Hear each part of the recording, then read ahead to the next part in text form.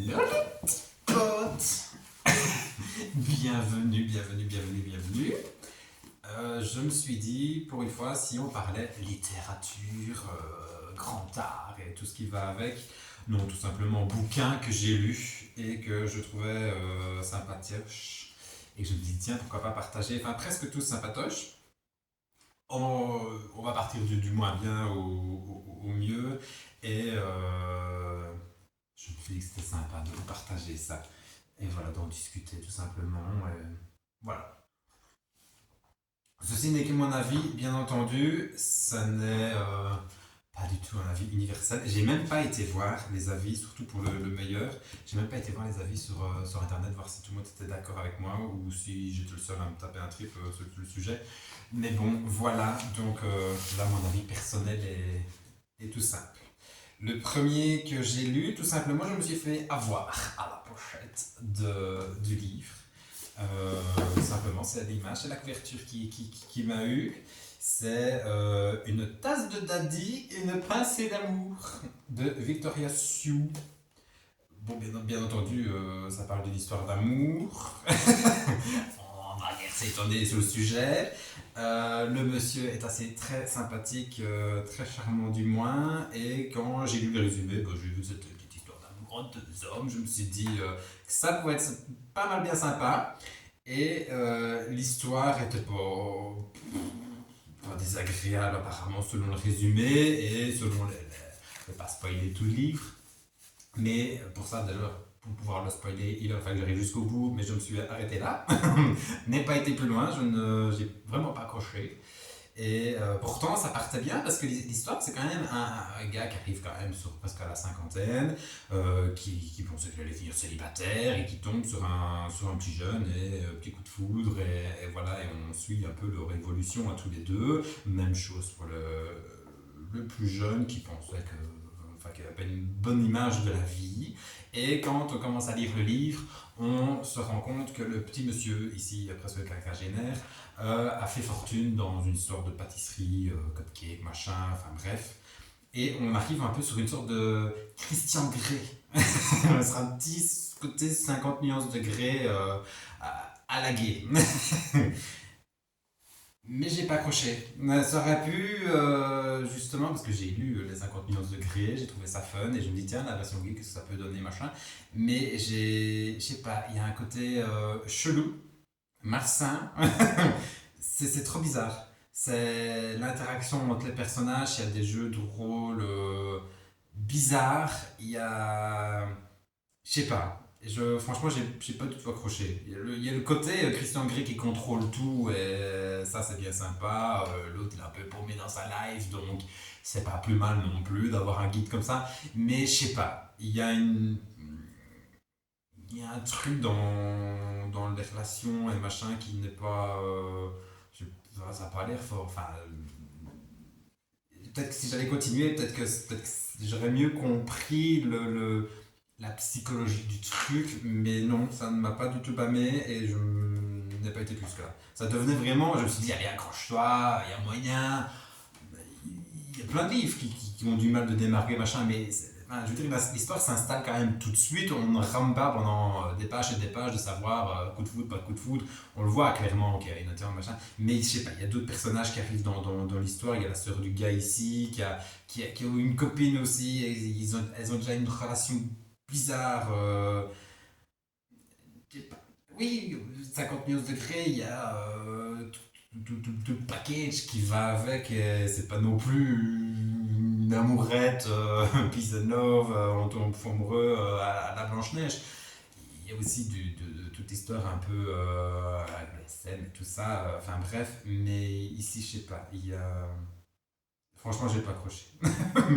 Voilà, donc on ne peut pas accrocher toujours le livre, mais voilà, ma foi, la couverture est moultement sympathique. Mais voilà, j'ai tenté de m'accrocher, mais non, je sais pas. Chelou, trop chelou pour moi, je n'ai pas accroché. Du coup, je suis passé sur une autre histoire d'homme.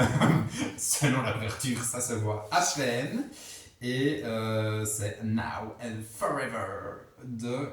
Ah, attention, de F.V. Easter. c'était hier ou je sais pas comment, mais je suis arrivé au bout. Je n'ai pas abandonné comme l'autre, mais dire plus bas, mais l'histoire est sympatoche. Ça fait un peu penser à la série qu'on voit en ce moment, et ce coup, je n'ai pas regardé cette série-là, mais quand j'ai vu qu'on en parlait beaucoup et que ça parlait de hockey sur glace et machin, l'histoire avec les deux mecs et tout ça on voit un peu partout, cette série-là, que je n'ai point encore regardé, je me dis, tiens, est-ce que ce sera l'adaptation de mon fameux bouquin ici que j'ai lu, La Perpète, la Galette? Mais apparemment non, pas du tout, parce que ici, c'est comme ça que le résumé est présenté, c'est un couple de mecs qui sont en couple depuis un bon moment, et il y a donc un athlète dedans qui fait du hockey sur glace et qui, pour sa réputation, pour son image, enfin bref, ne veut pas assumer son petit coup de foot pour son gaillard, et son gaillard en a un peu plein le cul et dit, écoute, reste dans ton petit truc, reste dans ton petit monde. Moi, voilà, je n'ai pas honte de qui je suis, donc bye bye. Et donc l'histoire commence là-dessus, sur une belle rupture. C'est bien pour un livre d'amour. Nous commençons sur une très belle rupture. Et donc son gars, mais je sais pas bien parce qu'on le dit, oui, il me semble qu'on le dit, hein, oui, oui, oui, oui. Je ne spoil rien du tout. Le demande en mariage. Voilà, c'est reparti, histoire que ça se passe. Et alors, toute l'histoire se passe de mariage ou pas mariage. On a assez vite fixé sur le truc, parce qu'il y aura mariage. Et l'histoire en elle-même, c'est la préparation du mariage. Mais c'est un ennui. C'est chiant. C'est autant là c'était glauque et malsain et trop bizarre. Ici, on voit sur quoi ce qu'on va. Ok, c'est magnifique parce il y a une mise en scène. C'est pas ils vont pas simplement à l'église, enfin pas à l'église, mais bon bref, ils vont pas simplement prêter leurs vœux et c'est réglé. Non, il y a les familles qui se rencontrent, il y a comment ils organisent la cérémonie, comment est-ce qu'elle se passe. Et bref, il y a tout un truc, il y a l'enterrement de vie de garçon, avec plein de gays, bien entendu, mais c'est chiant. C'est chiant. Moi, à la base, je me suis dit, il va y avoir des scènes de cul toutes les 2 pages. Non, non.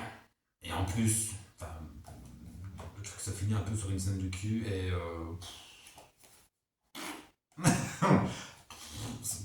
pas full intérêt. Bon, sympa, mignonnet, mais pas full grand intérêt.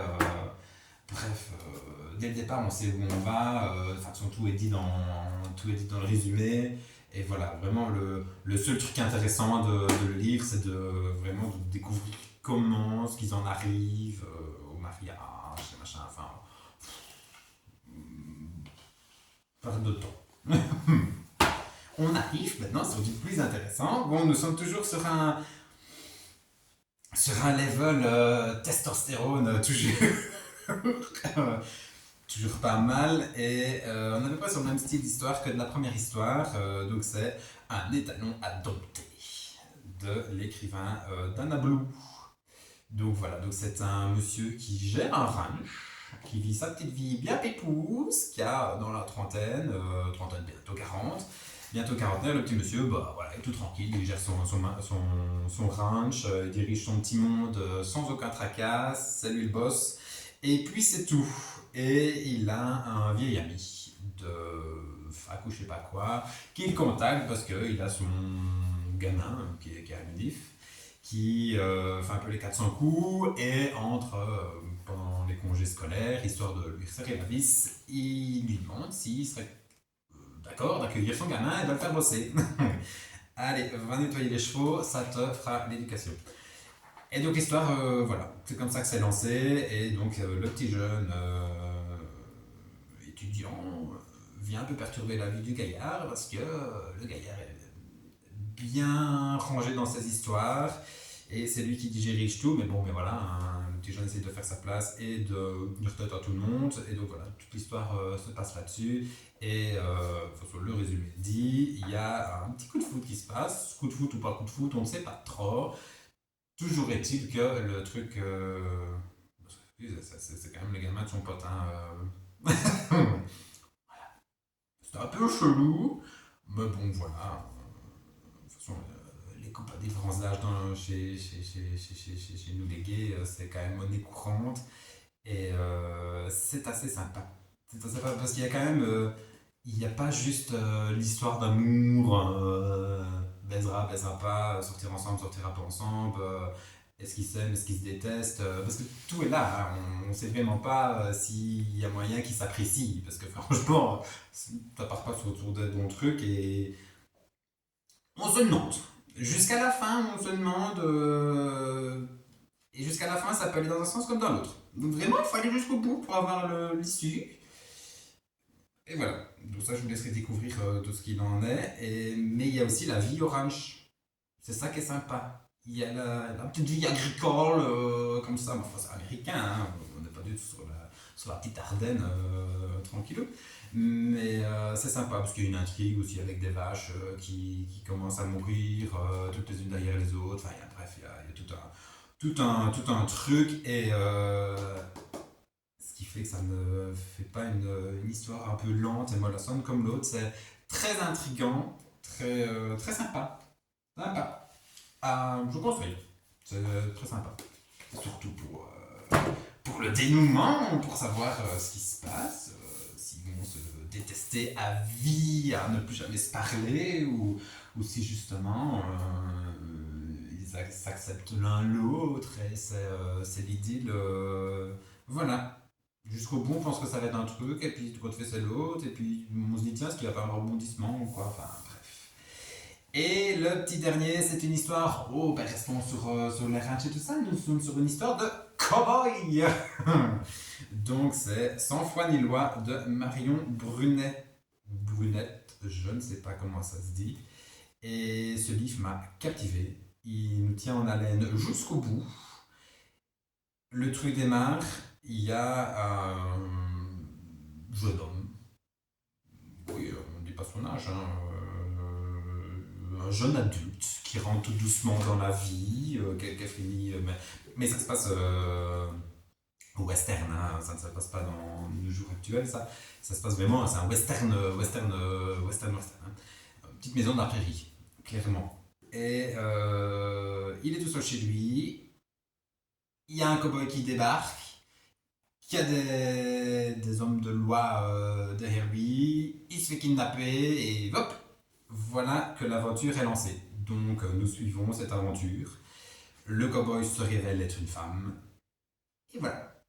On découvre petit à petit le pourquoi du comment, est-ce qu'elle en arrivait à être en fuite, qu'on arrive à comprendre pourquoi ce qu'elle a fait, le pourquoi du comment, est-ce qu'il va la détester de l'avoir choisi, enfin de l'avoir kidnappé lui, est-ce que justement il va en voir une possibilité de meilleurs trucs, franchement parce qu'il était on l'explique au tout début, ça il est quand même cloisonné chez lui avec c'est une famille nombreuse, il y a quand même un père violent dans l'histoire. Il dit ça va pas traîner longtemps, de toute façon, dans 3 jours, même pas dans 4 heures, on nous a rattrapés, je vais rentrer chez moi, ma petite vie va revenir parce qu'il a quand même son petit, malgré qu'il a un environnement familial pas top top, sauf que l'aventure dure un peu plus longtemps que prévu et on suit vraiment, on ne sait pas qui est le personnage principal, mais en tout cas ce jeune homme évolue au fur et à mesure et c'est bien parce que c'est rythmé, c'est soutenu. Un peu avant la fin, il y a un petit passage creux où on peut se dire c'est mou, qu'est-ce qu'on fout là? Et puis ça redémarre avec un final, un dénouement franchement top, top, top, top, top. Il y a une vraie évolution de tous les personnages et franchement c'est un coup de cœur. Je le conseille vraiment, rien que pour savoir ce qui va lui arriver et le pourquoi est-ce que la madame est en fuite. Surtout pourquoi une dame comme ça, hein, parce que vraiment on l'a décrit ici vraiment dans le résumé, que le gars vraiment la prend pour un homme parce qu'elle a les cheveux courts, elle est toute crasseuse, on voit qu'il y a quelques jours qu'elle n'a pas pris de bain, on est vraiment sur un truc, voilà. Rien que pour voir son histoire à elle, le pourquoi du comment est-ce qu'elle en est arrivée là, et lui, ce qui va advenir de lui, et sa décision finale continuer sur le chemin qu'il a découvert via cette cavale forcée, parce que le pauvre monsieur il n'avait rien demandé, ou revenir dans sa petite vie pépère. L'un ou l'autre, il va devoir faire un choix. Mais franchement, Sans foi ni loi de Mario Brunet, c'est mon petit coup de cœur de cette petite liste de littérature. Voilà. Et franchement, quand j'avais lu le résumé, je ne m'attendais pas à un truc comme ça. Je me suis dit, c'est une petite histoire bien tranquille, mais en fait, on est vraiment, et ça se lit facilement, on est vraiment happé par le business et j'aime beaucoup, je le recommande fortement. Si je devais recommander, c'est celui-là. Les autres sont sympas, mais sans plus. Voilà! Voilà, voilà. Bon, ben, n'hésitez pas à me recommander des livres si vous en avez lu récemment. Et moi, je vous dis à la prochaine. Une bonne fin de journée, une bonne soirée, une bonne nuit, une bonne journée, un bon matin, un bon tout ce que vous voulez.